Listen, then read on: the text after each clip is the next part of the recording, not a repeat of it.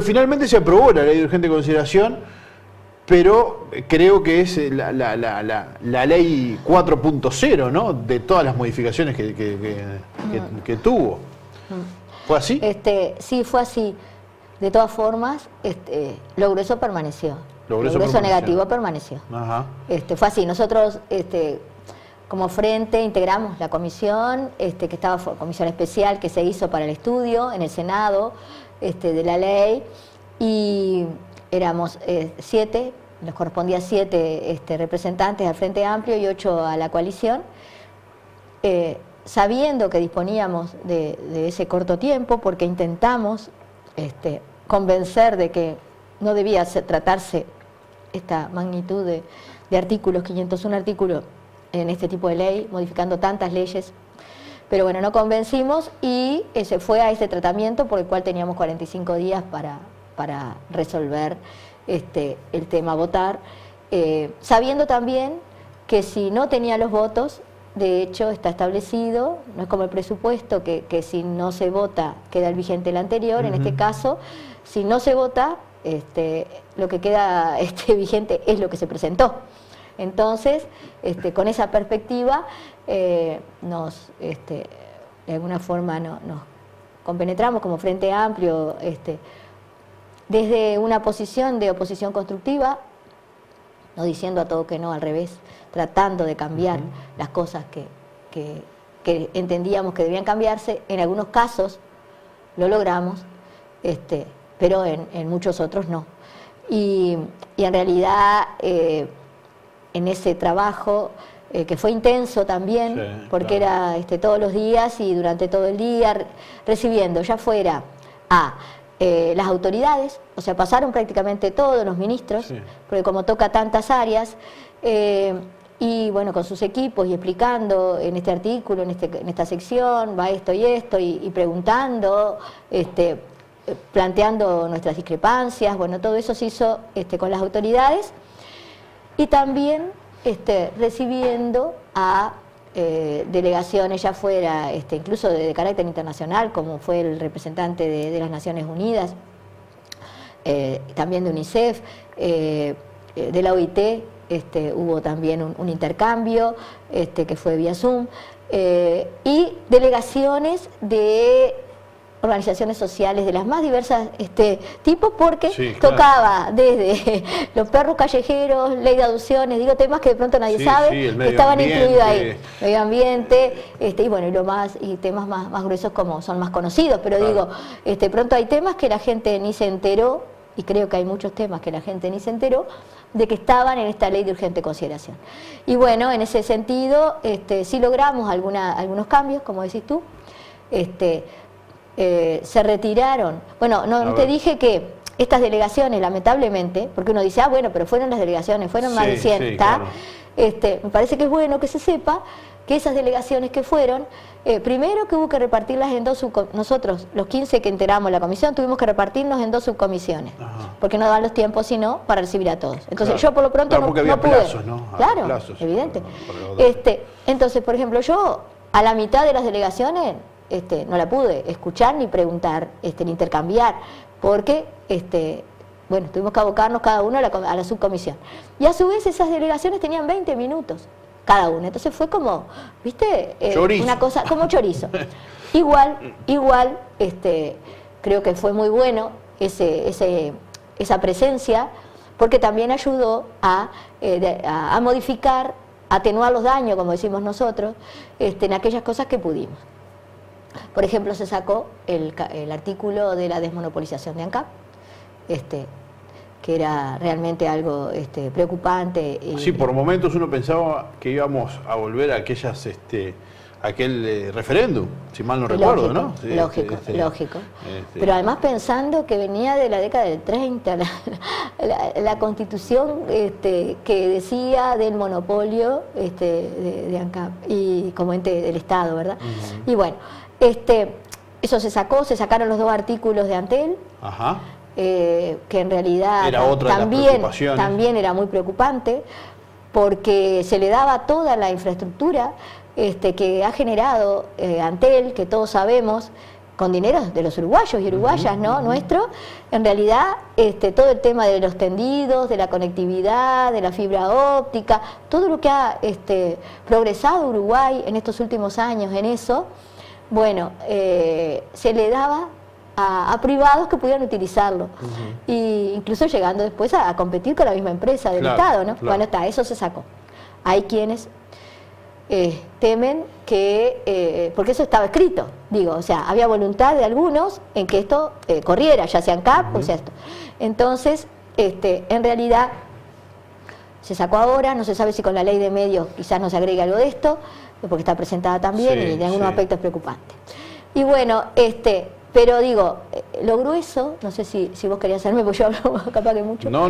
¿Querías hacerme alguna pregunta? Redondear que yo voy a ir. Entonces, eso logró que se sacara, hubo alguna incorporación que logramos, porque, por ejemplo, el rector de la universidad, Arim, que estuvo, pedía que, dadas las modificaciones que había en la sección de educación, y que se le sacaba de las cosas negativas, muy negativas que queda, es todo el capítulo de educación, pero eso incluía que al sacársele la parte de pública, porque queda como un Sistema Nacional de Educación y se le sacó la palabra pública, pero no es el tema palabra, el tema es que pasan los privados a incidir y a integrar un organismo donde se sugieren y se deciden cosas de la educación. Bueno, eso es lo que pedía, que por lo menos permaneciera un ámbito de coordinación de lo público. Porque dice, por ejemplo, en Rivera, nosotros coordinamos la universidad con la UTEC, y no me acuerdo qué otro ámbito, y bueno, ya tenemos políticas conjuntas, y no estaba previsto en la LUC un ámbito. Por eso logramos que se incorporara como un artículo nuevo, ¿tá? Digo, ese tipo de cosas. Pero lo grueso, y ahí es ahí vamos, muchas cosas gruesas. Claro, quedan. porque hay muchas cosas gruesas. Exacto. Yo te iba a decir de lo que entró, de lo que finalmente entró, ¿cuáles son 2 o 3 por lo menos que más preocupación te generan? Habían varias, ¿no? Por ejemplo, había una que tenía que ver, por recordar alguna, y esto es lo que nos involucra a los medios, con que no podíamos hacer algunas críticas o ciertas críticas a ciertas áreas del Estado. Y bueno, y finalmente eso se corrigió, eso fue interesante, pero fue para los medios, no sé qué pasó para el resto de la población, y como esas hubo varias más que, por lo que han planteado los legisladores del Frente Amplio, hay preocupación y quedó, pese a la votación, instalada la preocupación por cómo se aplicará, porque ahora viene la otra parte de esta cuestión, ¿no? Si uno vota una ley, el objetivo es que se aplique. No siempre pasa igual, ¿no? Porque aún hay mucha letra escrita. Sí, exacto, que no se cumple o que no se aterriza. Claro, que es imposible aterrizar. ¿Qué te preocupa de esto que quedó, Amanda? Bueno. ¿Por dónde empezar? ¿Por dónde empezar? Lo grueso en secciones en cuanto a cantidad de artículos y que quedó la sustancia tal como estaba, son las secciones de seguridad y educación. Son las secciones de mayor cantidad de artículos, cerca de un centenar, y en cada caso, y que permaneció la mayor parte incambiada.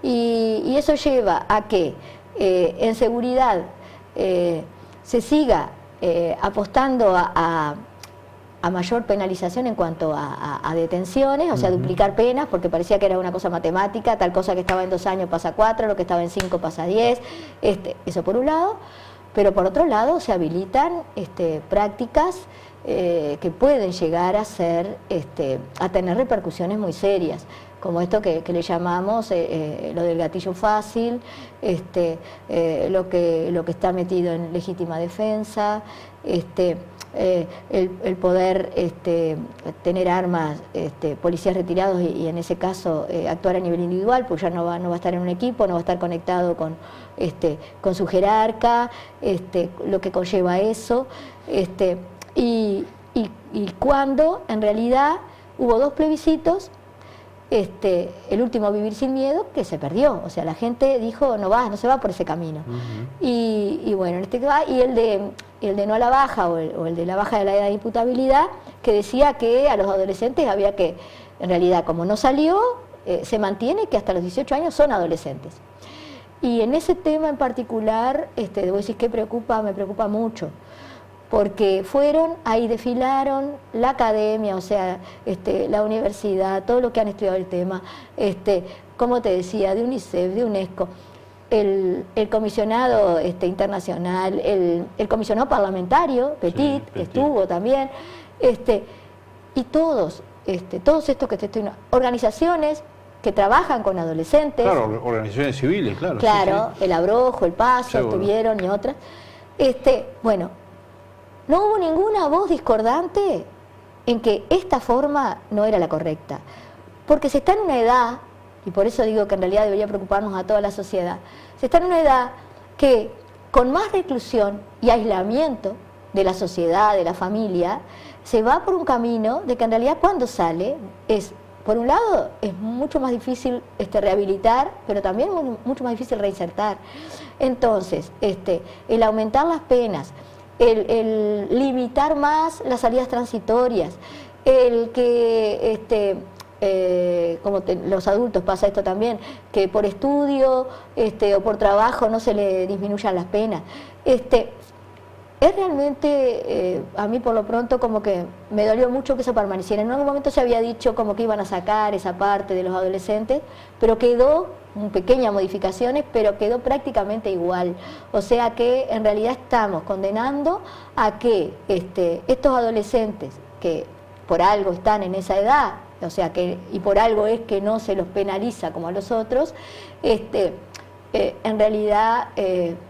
van a ser adolescentes que seguramente cuando salgan no van a estar en las mejores condiciones para insertarse en la sociedad nuevamente.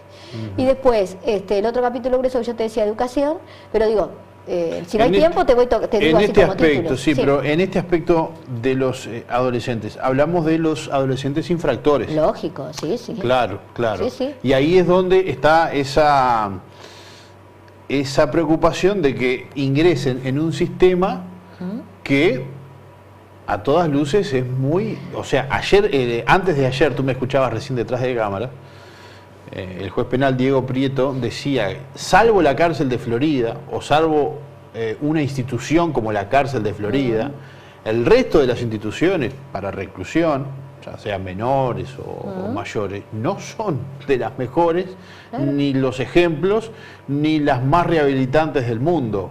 Es más, sin lugar a dudas, en el 70-80% de los casos nos animamos a decir que son todo lo contrario. Son todo lo contrario, y te voy a decir una cosa que no dije y que es muy importante. En el 2017, había 600 adolescentes privados de libertad, llamémosle, ¿no? Bueno, al presente son menos de 300, entonces se dijo allí, y se reiteraba, y era como que no se escucha. En realidad, si venía llevándose una política por la cual hay menos adolescentes infractores, hay menos adolescentes recluidos, ¿por qué cambiar? Pero bueno, no se comprendía, y eso, si se van los números, es así. Hace un tiempo que veníamos, antes incluso era luz, viendo, bueno, qué bueno, hay menos adolescentes infractores, y en realidad por eso también hay menos adolescentes recluidos. Claro. Y bueno, si eso va bien, ¿por qué? ¿Por qué se va a cambiar una política que va a llevar a eso que se estuvo, a preocupar mucho, ¿no? Los maestros de Florida han emitido una serie de comunicados a la población a propósito de la votación de la ley de urgente consideración, teniendo en cuenta cambios que sostienen afectan sobremanera a la marcha de la educación. ¿Cuáles son esos cambios, Amanda? Contémosles a la población también de una maestra. Exacto. ¿Por qué es que están tan preocupados todos tus colegas? Sí, están mis colegas y estoy yo. Y tú también obviamente, porque ¿no? Evidentemente, desde que leímos la primera versión, y después fue poco lo que se modificó en eso, hay como nudos muy gruesos que cambian una historia de la educación uruguaya pública, de la época vareliana, pero también con muchísimos otros maestros comprometidos en una educación realmente de calidad para todo el pueblo. Yo mencionaba que cuando hice la intervención en esta parte, que el lema de la FUM es un pueblo lleno de escuelas, una escuela llena de pueblo, bueno, porque se apostaba, ¿verdad?, que todos tuvieran esa misma educación de calidad. Sin embargo, con esto hay gruesos cambios. A ver. Por un lado, pasa a perder autonomía la educación, porque pasa a depender todo lo que tiene que ver hasta la parte programática del MEC. Y sabemos que el Ministerio de Educación y Cultura es parte de un gobierno determinado. Entonces, en realidad estamos como partidizando y perdiendo autonomía a la educación, que era una de los contenidos importantes de la educación. Lo que era, como te decía, el Sistema Nacional de Educación Pública, pasa a denominarse Sistema Nacional de Educación, pero pasa a incorporar, como te decía, los privados. Y vos decís, ¿pero en qué? Bueno, lo incorpora que tiene el mismo voto la universidad, un voto a una universidad privada. Una universidad privada. O también, ¿no?, liceos y escuelas privadas. Bueno, un colegio, está bien, entonces. Sí, te quiero decir que en realidad se le da el mismo peso y se le da, como decía Arim, ¿por qué tienen que estar decidiendo el camino de la educación a nivel de Uruguay? Cuando en realidad sabemos que lo privado atiende el lucro, como dice la propaganda, ¿no? Claro. Tiene que, para sustentarse, en realidad es algo, la educación no tendría que pasar por ahí, bueno, pero se incorpora. ¿Qué otras cosas? De hecho, ¿tú crees que ese sea el mejor camino? Porque un ejemplo que tuvimos en las últimas semanas fue justamente cuando faltó lucro, el cierre de un colegio en Positos, y además, y creo que esa es la peor parte, porque los educandos se pudieron ubicar en otros lugares, pero los 100 y pico de trabajadores no tuvieron el mismo destino, y a algunos seguramente no les ha sido fácil ni les será fácil insertarse en la educación en los próximos meses, no, además por la falta de empleo. Si un colegio estaba en tal sufrimiento al punto que tuvo que cerrar, vaya si eso es un resultado importante, imaginemos cómo será la situación de otros, que no creo que suponga entren por acá, entren, que tenemos todos los cupos para ustedes. Entonces, mezclar eso es lo que va a pasar. Y puede pasar, sí, evidente. Puede pasar. Porque en realidad lo que también dijimos y veíamos es como que desde las autoridades se quiere manejar como una empresa, como que se mercantiliza la educación. Y en realidad estamos definiendo el futuro de la sociedad uruguaya a través de la educación, claro. Y no se puede mercantilizar y ver como una gerencia, yo acá, esto lo hago así, y punto. Porque en realidad, por ejemplo, otro de los aspectos, que los consejos tenían de primaria, secundaria y UTU, que eran 3 consejeros, uno electo por los docentes de cada caso, primaria, secundaria y UTU, pasa a ser una dirección unipersonal. O sea que, en realidad, va a estar una persona, vinculada evidentemente con el MEC, con Ecodicen, también, va a estar decidiendo. Y esa participación democrática que en realidad hacían los docentes al votar, quién los representaba, no existe, pasa a ser uno, la representación docente no está más, eso es otro cambio muy grueso, muy grueso. Es curioso, así llegó, entre otros, Robert Silva, ¿no? Evidente. Robert Silva fue electo por los docentes. Exactamente. Por eso cuando se dice, viste, que los representantes que son de izquierda, no, digo, en realidad los docentes eligieron. Y bueno, eso se pierde, o sea, cuando se habla de tanta democracia y tanta... ¿Y eso no va a estar más? ¿No? ¿Los docentes no van a tener su representante? No van a tener su representante. Por eso a veces, el otro día estaba en otro medio yo y no podía creer otro tema importante que te voy a contar, y me decía, pero bueno, es así. Son esas realidades que la gente, ni vos como periodista sabés, desaparecen los consejos. Los 3 consejos desaparecen, son unipersonales, direcciones unipersonales. Quedó lo que logramos, lo único que se logró fue que en la parte de formación en educación, lo que antes llamado formación docente, ahí sí son 5 miembros y uno va a ser de los estudiantes y otro de los docentes, pero solo en formación en educación. primaria, secundaria y UTU no tiene más consejo. Lo que sería aquí en Florida a nivel del Instituto de Formación Docente, Exacto, por ejemplo, exacto. o los centros regionales de Exacto, profesores. exacto. Solo en esa área sí hay Ahí representantes. sí se votó que se integre por 5 miembros y que 2 van a ser uno de los estudiantes y otro que ¿Y tuvo qué pasó que en esa... pelearlo también, ¿no? Se peleó Ahí eso. está. Pero ¿y qué pasó en esa discusión? ¿Por qué en esas áreas sí y en las otras no, por ejemplo? Lo que pasa es que había mucho cuestionamiento con el tema de formación en educación, porque estaba previsto avanzar hacia la universidad de la educación. Sí. Este, Como ocurre en países del primer mundo, que tanto se elogia. Exacto. Pero- Pero en esto más bien esto se detiene, ¿no? O sea, no hay nada que avance en eso. ¿Considerás un retroceso esto? Yo no digo retroceso porque todavía no habíamos logrado la Universidad de la Educación, pero sí un estancamiento. O sea, esto queda ahí, va a quedar ahí esperando a que en otro momento, algún día, se reflote. Entonces, como estaba todo eso, ahí yo creo que por eso se trató de jerarquizar formación en educación y por eso se autorizó a que se incorporara esto, como para que digan, bueno, viste, quédense más tranquilos que esto va a ser así. Sí, claro, ¿tá? claro, bien.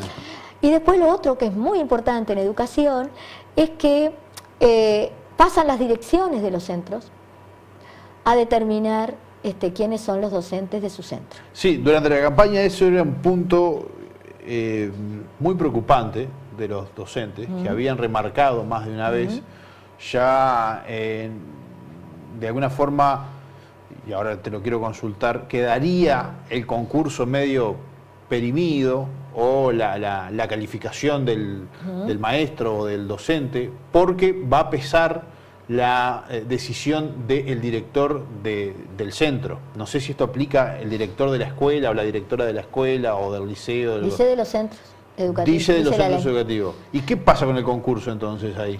Bueno, esa es Esa dicotomía. Esa es una de las preguntas que me vieras a mí diciendo, pero había una ley, a él, ¿no? A Robert Silva, sí. a las autoridades, ¿no? También a Da Silveira, que estuvo también, porque cuando presentaba todo estuvieron el tema de la educación, las autoridades de educación. yo viste así muy gráficamente, pero a ver, damos concurso, nos ordenamos por una lista, está esa lista. Claro, claro. Y bueno, en realidad quedó escrito esto que te digo. O sea, lo que queda escrito es que el director de un centro, llegado el caso, no dice tampoco en determinadas condiciones, no, dice que el director del centro va a poder determinar quiénes son sus docentes. Entonces, ahí uno se pregunta, ¿hasta dónde eso no va a ser por amiguismo? Porque estoy seguro que hay directores que no, que seguramente van a decir, bueno, quiero los más capaces aquí en mi escuela, pero, yo supongo. o mi liceo, pero seguramente si se conoce, si es amigo, si sabe que no le va a hacer problema, porque en realidad también está, a ver, un dirigente sindical es querido por todos los directores que esté en su centro, entonces también la negativa, ¿no? A ver, ¿quién mejor no está? Y bueno, y quien también perjudica el vínculo laboral, porque hasta ahora todos los maestros que cumplían determinada función cobran determinados sueldos, ¿no? Sí, a eso iba a ir ahora. En este caso, vos tenés que aceptar, por un lado aceptás el régimen de funcionamiento, ¿tá? Que antes se le llamó estatuto en el primero, Sí. y decía, bueno, no puede convivir dos estatutos, se criticó mucho, entonces se le cambió la palabra y se llama régimen de funcionamiento. El maestro que va a un centro docente, un centro educativo, tiene que aceptar el régimen que el director quiera. Eso está así establecido, es condición para estar en ese centro que acepte el régimen. Y a partir de ahí también puede tener beneficios por un proyecto determinado o por muy discrecional. ¿Cómo beneficios? ¿A qué se refiere con beneficios?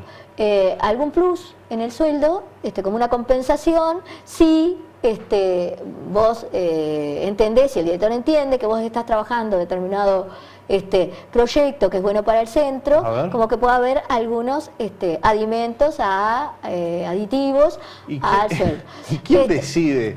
¿Y quién decide sobre ese presupuesto? Y bueno, ¿también es una interrogante? Va a ser una interrogante porque incluso vamos a ver ahora, cuando se presente el presupuesto, si en realidad cómo va a ser el presupuesto de la educación, ¿no? Que ¿Va a haber un fondo creciendo de aditivos para aquellos? No dice de eso. Por eso hay cosas que están como en la nebulosa. Y Y por más que no se nos dijo, cuando yo decía lo de las listas y todo, no se nos dijo abiertamente, bueno, eso queda de lado, no se dice así, no se dice. Ahora, si está escrito que es el director el que va a elegir a su personal, ¿cómo compatibilizás una cosa con la otra y que no se pierdan derechos?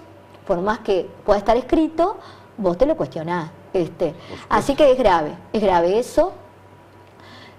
Hay cosas graves como el tema de que colonización pierda 100.000 hectáreas, porque se desafectan 100.000 hectáreas por una determinada disposición, que no puedan no residir en el territorio cuando el centro de colonización es que se reside, que se trabaje la familia allí. Todo el tema de los derechos laborales, pero también atados a los derechos sindicales, de huelga, el tema del piquete, no sé, por ejemplo, nosotros que ahora vi que los padres adoptantes nosotros no votamos, por ejemplo, que hay 2 artículos de la parte de adopciones, no todos, otra parte las votamos, pero 2, una que le asignan a los jueces, sin pasar por el equipo del INAU, a que pueda directamente dar en adopción a un niño. Y eso tiene muchos peligros, porque el equipo de INAU, que a veces decimos que funciona lento, pero habría que reforzar eso, sí, que hace todo un estudio, porque tengo casos cercanos familiares que han adoptado, todo un estudio que en realidad sabe que cuando este niño va a tal familia es porque va a ser bien atendido y que no va a haber ningún tipo de complicación. ¿Se saltea en el estudio? Se saltea el estudio, el juez puede decir directamente, sin consultar al equipo del INAU, este niño va acá. Entonces, bueno, digo, esas cosas que nadie se imagina que están allí, están. Pero, y el mismo juez, ese es un aspecto para profundizar, como el de la educación también, ¿no? Exacto. El mismo juez no puede o no dice si tiene, por ejemplo, que acudir por lo menos al análisis de un sociólogo o de un psicólogo ahí menciona con la palabra o el equipo de allí, el equipo de la justicia, claro. Ahí eso es lo que dice. Pero claro, de todas formas, no es lo mismo, porque hay gente especializada. No es el mismo impacto que realiza el estudio de INAU, ¿no? Exacto. Y es la adopción de un ser humano. Exacto. Entonces, los peligros, que sabemos toda la realidad que existe de peligrosa hacia los niños, digo, eso está ahí también. Bueno, el tema de las áreas protegidas. Las áreas protegidas, que son los 2 últimos artículos de la ley. Ese fue otro asunto que también generó polémica. Y generó polémica. Se cambió, en el Senado se cambió, antes decía que el propietario, después leía, no sé si será verdad, a veces hay que confirmar las cosas, que parece que había un propietario de tierra donde había áreas protegidas que fue el que presionó para que esto saliera adelante tal como sale. Por lo menos el principio y después como sigue. Sale en la ley que entró el 23 de abril, lo que decía era que el propietario puede decir si quiere o no quiere que esta área se determine protegida. O sea, estamos diciendo que al Estado hay estudios que dicen este territorio debe ser protegido, teniendo en cuenta que yo me entero en el trabajo allí, que dice que Uruguay es de los países que, evidente, proporcionalmente a su territorio, es de los que tiene menos áreas protegidas, que en América casi todos los países están por encima de nosotros en determinar esta área protegida. Y ahí, en ese caso todavía, siendo que tenemos pocas, el propietario era el que podía decir si quería o no quería. ¿Qué pasa? Se cambió. ¿Cómo se cambió? Ahora son las intendencias las que pueden decir si esta área es protegida o no. Se le dio potestad. Sí, 19 criterios diferentes que se pueden prestar para el amiguismo, porque tal propietario me dice yo no quiero, o tal otro me dice ¿por qué no me decís? Porque me puede beneficiar. Claro, entonces digo, así quedó. Tarea para todos, y bueno, y preocupación para todos, porque en realidad tareas capaz que para profundizar, sí, claro, para saber más, para conocer más, pero bueno, esto se aprobó y la verdad que no sé si la palabra es tarea, alerta sí, ver formas de cuestionar en los hechos cuando se empiecen a aplicar ciertas cosas, y bueno, y apostar a que quizás en algún momento se piense que en algún tema se equivocaron y puedan rectificar. Uno siempre tiene que apostar a eso. Podemos dejar entonces abierto, al menos por ahora, el beneficio de la duda para lo que será el proceso de aplicación. Sí. Porque además hay que ver si algunas de estas cosas, yo sé que cualquiera de los legisladores, oficialistas y oposición, debe tener las buenas intenciones en su proyecto o en su o en lo que presenta, pero hay que ver después en la práctica, como toda ley, como todo cambio, cómo afecta, cómo se instrumenta, cómo reacciona la población. Detrás de todas estas cosas siempre hay personas, seres humanos, ese es el tema, que afecta e interacciones tanto. entre ellos. Sí, no, incluso lo que vimos también en el tratamiento de la comisión es que los mismos senadores de la coalición, en algunos temas, cuando rebobinaron, es porque en realidad eso tiene que tratarse rápido y bueno, y la orden era, esto tiene que votarse, pero de todas formas, como decíamos al principio, algunos cambios se lograron, o sea que ni ellos mismos tenían total conocimiento de lo que se introducía dentro de esta ley. Bueno. Entonces sí, es como decís vos, es preocupante y bueno, y ahí estaremos también observando y viendo. Nos quedamos sin tiempo y nos faltó hablar de Amanda en el proceso del Senado, que no debe ser poco. Ya descubrimos dar para otro día. que dormís menos, o un poquito menos. Sí. Pero no, te esperamos dentro de algunas semanas nuevamente, que estés aquí con nosotros.